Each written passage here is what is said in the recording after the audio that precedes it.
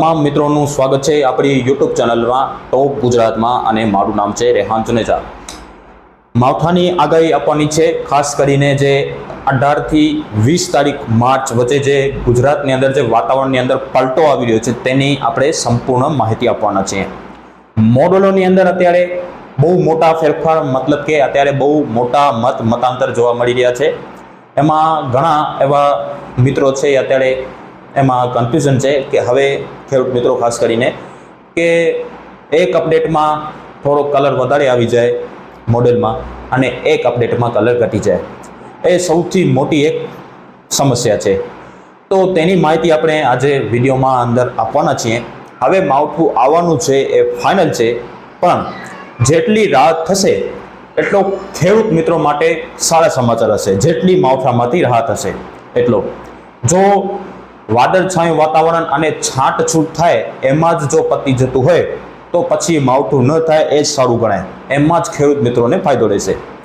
તો વિડીયોને માહિતી આપતા પહેલાં આપણે ખેડૂત મિત્રોને ખાસ અપીલ કરી રહ્યા છીએ કે તમારો જો પાક ખુલ્લામાં પડ્યો હોય, આપણે તો વધારે ખેતીની નોલેજ નથી છતાં પણ માહિતી આપી રહ્યા છે કે જો તમારો પાક ખુલ્લામાં પડ્યો હોય તો એ પાક 17 તારીખ મતલબ કે આવતીકાલ સુધી એ સાચવી લેજો। ખાસ કરીને કચ્છ અને પશ્ચિમ સૌરાષ્ટ્રના ખેડૂતો માટે ખાસ અપીલ કરી રહ્યો છું કે 17 થી લાસ્ટ દિવસ છે 18 તારીખ બપોર સુધી જેટલો સચવાય એટલો સાચવી લેજો, જેથી મોટો નુકસાન ન થાય અને ખેડૂતોને પછી રોવાનો વારો ન આવે।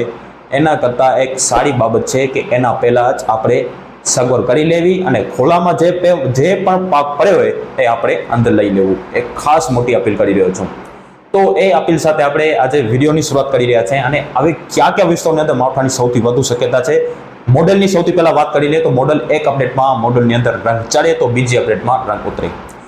તો હવે આપણે એ રંગ ઉપર નથી જવાનો, આપણે હવે માવઠાની માહિતી આપવાના છીએ અને આપણે હવે એ મતલબ કે હવે એ અપડેટ ઉપર ધ્યાન આપવું જોઈએ। હવે એ રંગ ચડે અને ઘડીકમાં રંગ ચડે ઘડીકમાં ઉતરે એમાં આપણે હવે કોઈ ફેરફારવાનું નથી, માવઠું આવવાનું છે પાકું છે, પણ હજી પણ એમાં મતલબ કે વિસ્તારોની અંદર ફેરફાર હજી પણ થવાની શક્યતા લાગી રહી છે અને ફાઇનલ અપડેટ હજી પણ હું ન આપી શકીશ, કારણ કે વિસ્તારોની અંદર એક મતલબ કે 24 કલાકની અંદર જ અપડેટમાં ફેરફાર થતા હોય છે, એટલા માટે આપણે ફાઇનલ વિસ્તારની માહિતી ન આપીએ પણ સૌથી વધારે ક્યાં શક્યતા રહેશે તેની માહિતી આપણે આપી રહ્યા છે। હવે રંગ ચડે કે ઉતરે એનાથી આપણે કોઈ જાતનો ફાયદો નથી। હવે આપણે એ વાત ઉપર ધ્યાન આપવાનું છે કે હવે સમય નજીક આવી રહ્યો છે, તો આપણે જેટલો નુકસાનથી બચીએ તો ખેડૂત મિત્રોના એનું જ સારું રહેશે।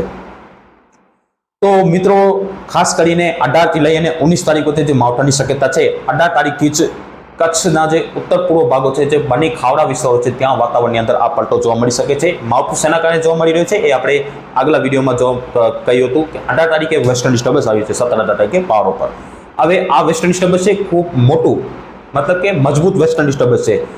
એ રાજસ્થાન સહિત પંજાબ, હરિયાણા, દિલ્હી, પશ્ચિમ ઉત્તર પ્રદેશ અને મધ્યપ્રદેશ, મહારાષ્ટ્ર અને ગુજરાત જેવા ભાગોની અંદર આ વરસાદ આપી શકે છે। તો તમે જ અંદાજો કાઢી શકો છો કે વેસ્ટર્ન ડિસ્ટર્બન્સ કેટલું મજબૂત અને કેટલો શક્તિશાળી વેસ્ટર્ન ડિસ્ટર્બન્સ છે। તો હવે વેસ્ટર્ન ડિસ્ટર્બન્સ આવી રહ્યો છે, એનો ટ્રપ છે છેક ગુજરાત સુધી લંબાશે અને એમાં પણ ખાસ કરીને ભેજ આવી રહ્યો છે, તો એના પરિણામે 18 થી 20 તારીખ વચ્ચે માવઠાની શક્યતા છે। ક્યાં સૌથી વધારે શક્યતા છે તેની માહિતી આપીએ તો ખાસ કરીને અત્યારે જે અપડેટો છે એ પ્રમાણે હવે જે કાંઈ પણ થાય, પણ હવે કચ્છની અંદર થોડીક વધુ શક્યતા લાગી રહી છે મને, અને સીમિત વિસ્તારોની અંદર કચ્છના અમુક એવા ભાગો હશે કે જ્યાં ક્યાંક વધુ વરસાદ પણ પડી જાય, મતલબ કે જે અમુક વિસ્તારોની અંદર ઝાપટું પડે તો અમુક વિસ્તારોની અંદર ક્યાંક ખેતરબાટો પાણી નીકળી જાય, એવા પણ દ્રશ્યો સામે આવી શકે છે અત્યારની અપડેટ પ્રમાણે। સૌથી વધારે કચ્છમાં પણ જે શક્યતા છે એ છે ઉત્તર કચ્છના ભાગ, જેમાં બની ખાવડા, હાજીપીર જેવા વિસ્તારો છે, ખાસ કરીને બની ખાવડાના જે ટાર્ગેટવાળા વિસ્તારો છે માવઠાની અંદર, જે અત્યારે અપડેટો આવી છે, ખાસ ટાર્ગેટવાળા વિસ્તારો છે લખપત આસપાસ, ત્યાં વધુ અસર જોવા મળી શકે છે અને મુખ્ય તારીખ છે એ 19 તારીખ જોવા મળી શકે છે। 19 તારીખે વધુ શક્યતા રહેશે, એ પછી કચ્છ હોય, પશ્ચિમ સૌરાષ્ટ્ર હોય કે પછી ઉત્તર ગુજરાતના ભાગો હોય કે પછી સૌરાષ્ટ્રના બીજા વિસ્તારો હોય, 19 તારીખે થોડીક વધુ શક્યતા લાગેલી છે। હવે ક્યાં વધુ શક્યતા છે તેની પણ માહિતી આપણે આપી રહ્યા છે। તો ઉત્તર કચ્છના ભાગોની અંદર સૌથી વધુ શક્યતા રહેશે, 18 તારીખે વાતાવરણની અંદર પલટો હશે, 18 તારીખે રાત્રે જ ત્યાં જે છાંટછૂટ છે એ શરૂ જોવા મળી શકે છે, મતલબ કે વાતાવરણની અંદર પલટો આવી શકે છે રાત આસપાસથી ઉત્તર કચ્છના ભાગોની અંદર, અને ધીમે ધીમે પશ્ચિમ કચ્છ, પશ્ચિમ સૌરાષ્ટ્રના ભાગો, તમામ વિસ્તારોની અંદર વાતાવરણની અંદર પલટો આવશે। અને 19 તારીખે જે કચ્છના તમામ વિસ્તારો છે, દરિયાકાંઠાના ભાગો હોય કે પછી ઉત્તર કચ્છના ભાગો હોય, દરિયાકાંઠાની અંદર પણ અસર જોવા મળી શકે છે. ખૂબ સીમિત વિસ્તારોની અંદર ઝાપટા કે હળવાભારે ઝાપટા જોવા મળે, વાદળછાયા વાતાવરણ છે. પણ ઉત્તર કચ્છની અંદર થોડીક વધુ શક્યતા છે, ત્યાં હળવાભારે ઝાપટા પર, ક્યાંક ભારે ઝાપટા પર પડી જાય એવી શક્યતા લાગી રહી છે. પશ્ચિમ સૌરાષ્ટ્રમાં દેવભૂમિ દ્વારકા, આપણે પહેલા જ કહ્યું હતું એ પ્રમાણે છે, દેવભૂમિ દ્વારકા, જામનગર, પોરબંદર અને અમુક જુનાગઢ જેવા વિસ્તારો છે ત્યાં વધુ શક્યતા છે. જુનાગઢથી પણ જે ઉપરવાળા વિસ્તારો, જેમ જેમ આપણે ઉપર જશું, પશ્ચિમ સૌરાષ્ટ્રના જે મેઇન વિસ્તારોની ઉપર જશું, તો જામનગર, દેવભૂમિ દ્વારકા ત્યાં વધુ શક્યતા છે.